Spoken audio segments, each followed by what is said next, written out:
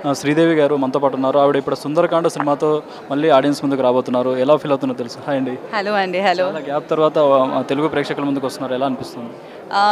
చాలా ఎక్సైటెడ్గా ఉన్నానండి. మళ్ళీ సుందరకాండ ఇప్పుడు వస్తుంది. సో చాలా హ్యాపీగా ఉంది. మళ్ళీ బ్యాక్ టు ఫిల్మ్స్ అని చెప్పాలి, which I always loved. So ఇంకా చాలా సినిమాలు కమిట్ అయ్యాను అండ్ ఇంకా చాలా సినిమాలు చేయాలనేది. So I'm looking forward for it. Me first hero Prabhas గారి గురించి ఏం చెప్తారు? ఇప్పుడు ఆయన వరల్డ్ స్టార్ అయిపోయారు. అవును, చాలా హ్యాపీగా ఉంది ఆయన సక్సెస్కి. ఎందుకంటే మంచి వాళ్ళకి మంచిదే జరుగుతుందని అంటారు. So he really deserves. చాలా చాలా స్వీట్, అందరికీ తెలుసు, అది కొత్తగా చెప్పాల్సిన అవసరం లేదు. బట్ ఆయన down to earth behaviour and అందరినీ ఒకటేలాగా చూసేది ఇంకా ఆయనని సక్సెస్కి తీసుకెళ్తుంది తప్పకుండా. So is a very nice person and he's a darling. Eeswar టైంలో ఆయనతో షూట్ చేస్తున్నప్పుడు అనుకున్నారా ఈయన బిగ్ హీరో అవుతారని? అవునండి, మేము మొత్తం యూనిటే అనుకున్నాము. ఇంత పెద్ద స్టార్ అని అప్పుడు ఆలోచించలేదు. బట్ డెఫినెట్గా ఈశ్వర్ సినిమా అప్పుడే జయంత్ గారు కానీ మేము మొత్తం యూనిట్లో అందరూ అనుకున్నాం 100% ఆయనకి అప్పుల్ ఉంది. ఎందుకంటే థియేటర్ విజిట్స్ అంతా చేసినప్పుడు ఆ మాస్ ఫాలోవింగ్ చూసినప్పుడే తెలిసింది. సో అది మేము అనుకునే దానికన్నా 100 times బిగర్ అయింది.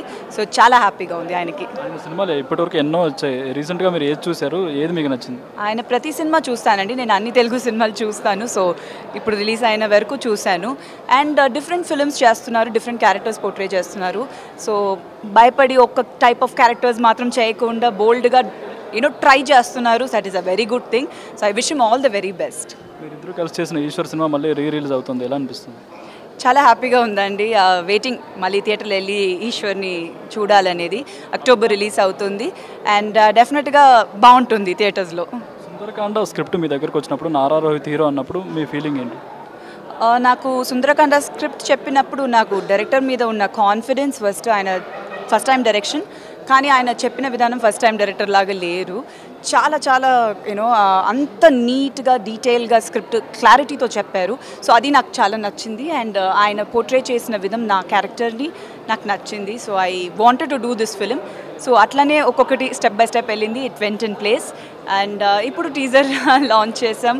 So it's come out good అండి. It's a nice film. ఇందులో మీ క్యారెక్టర్ ఛాలెంజింగ్ అనిపించిందో రెగ్యులర్ లాగా అనిపించిందో? ఛాలెంజింగ్ అని ఏం లేదండి. బట్ నేను ప్లే చేసిన దానికన్నా obviously different character. So it was nice, డిఫరెంట్గా ఉన్నది వర్కింగ్ స్టైల్ ఈ యూనిట్తో. శ్రీదేవి గారికి ఎలాంటి క్యారెక్టర్స్ అంటే ఇష్టమో? ఆవిడ డ్రీమ్ క్యారెక్టర్స్ ఏమైనా ఉన్నాయా? డిఫరెంట్ కైండ్ ఆఫ్ క్యారెక్టర్స్ చేయాలండి. డ్రీమ్ పర్టికులర్గా ఒకటి టైప్ చేయాలని లేదు. But I want to do more movies and lot of different characters. తెలుగులో మీ ఫేవరెట్ హీరో డైరెక్టర్ ఎవరండి? ఒక్కరేం కాదండి, అట్లా ఒక్కొక్కప్పుడు ఆవిడ అట్లా మారుతూనే ఉంటుంది. అట్లా ఏం లేదండి, నిజంగా లేదు. బికాజ్ ప్రతి సినిమాకి ఓకే వీళ్ళు బాగా చేశారు ఈ క్యారెక్టర్కి అట్లానే ఉంటుంది. So everybody is doing amazing work. ఇప్పుడు కొత్త టాలెంట్స్ చాలామంది వచ్చారు. సో అందరూ చాలా బాగా చేస్తున్నారు. విష్ ఆల్ ది బెస్ట్ అండి. మీరు మరిన్ని సినిమాల్లో కనిపించింది.